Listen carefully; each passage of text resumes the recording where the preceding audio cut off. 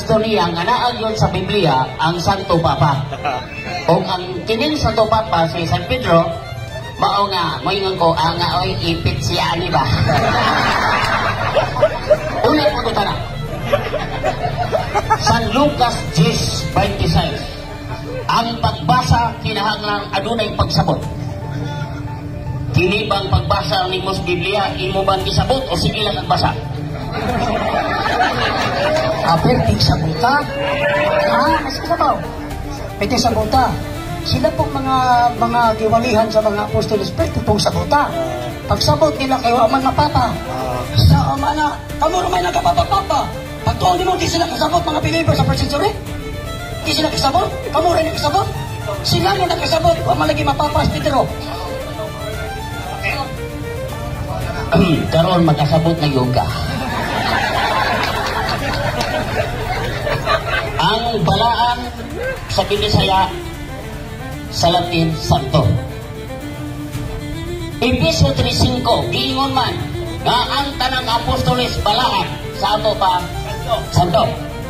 Si Pedro kay apil mas apostoles, sa ato pa si Pedro Santo. Pabagi. Okay.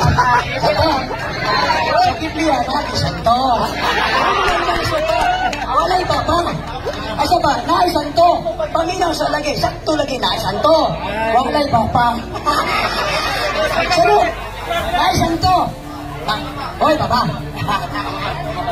Ayaw sa Papa, kaya wa pa man tamabot, ana. Ikaw, sa kadaghan na itong debati, magdali yung kasi mong kapilihan. Kaya patrilay pag-anay ka na ko. Karon, matod pa di mo way Papa, pero kini mo Papa na yung ka. Ono Pedro 5:13. Lingon si 5:13. Basa niya, Biblia niya, ipit ka ni ba? Ang away, sukol GC ba? 5:13.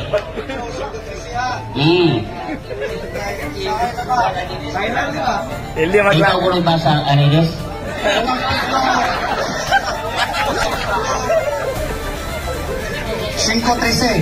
Magkakapasa na.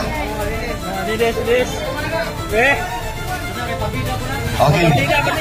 Ang iglesia nga ania sa Babylonia pinili nga kauban ninyo namumusta ka ninyo o ingon man si Marcos nga akong anak. Okay. Ang anak si Marcos, ang pangutana. Ha? May mo ba anak? Ayaw sa.